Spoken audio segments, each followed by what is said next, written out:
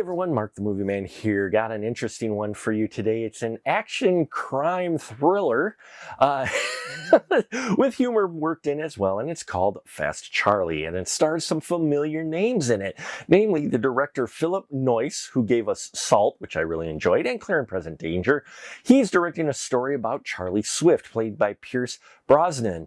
And Charlie Swift is a fixer for the organized crime family. Well, when his latest mark ends up losing his head, it's hard to prove that the body is of that of the victim, so he enlists the help of the victim's ex-wife, Marcy, to help identify the body. But that sets off a series of events that include secrets being revealed, stabbing of the back, and showing that the old folks of the mob are on their way out as a newcomer is making moves, deadly moves, that are affecting Charlie's buddies in a deadly way. And we see how Charlie tries to get out of this with the help of Marcy and get revenge for those who have been wronged.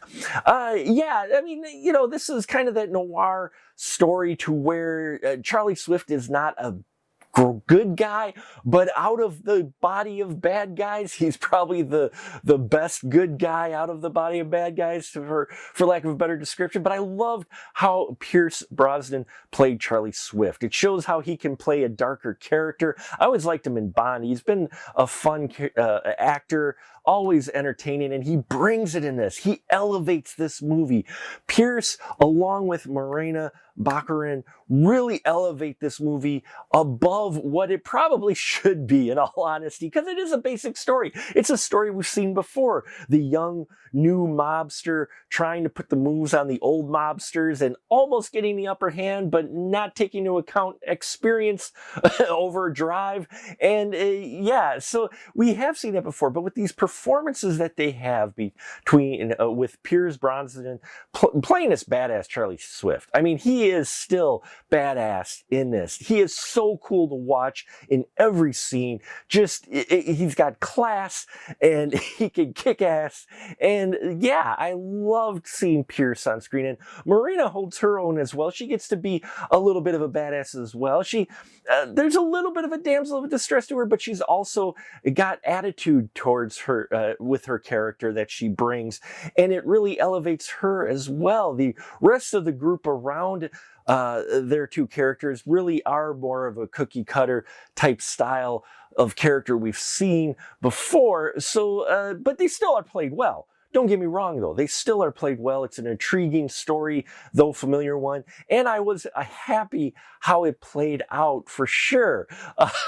You know, and there's beautiful chemistry between the Charlie Swift and Marcy characters. I loved how Pierce and Morena played these characters quite a bit. This kind of subtle connection that they had, how it kind of grow together, but yet both of them are very strong characters and not open to letting themselves be too emotionally vulnerable. So there's a lot of that interaction going on. James Caan shows up here in a few scenes playing Stan Mullen, Charlie Swift's boss and buddy, and it was great and bittersweet seeing James Caan on screen. I thought he did well, and they really give him some touching scenes with Charlie Swift. Now, Kabenga Ekanabi, I hope I pronounced that right, playing Beggar. He's the heavy of the movie, and yeah, he brings it as well. You know, I like this world that they're playing in, and there's a great final climactic scene with Beggar and Charlie that I didn't quite see how it was going to go until just before it happened. So there's a little bit of unpredictability to this story, but I recommend Fast Charlie if you like any of these individuals. If you're just looking for a fun, familiar story that, yeah, is entertaining and getting to see Pierce once again be badass, well, then you'll want to check out Fast Charlie. If you have seen it, please leave your comments down below. Always love to hear from you out there of what you thought of these films we reviewed. Please check out our Patreon.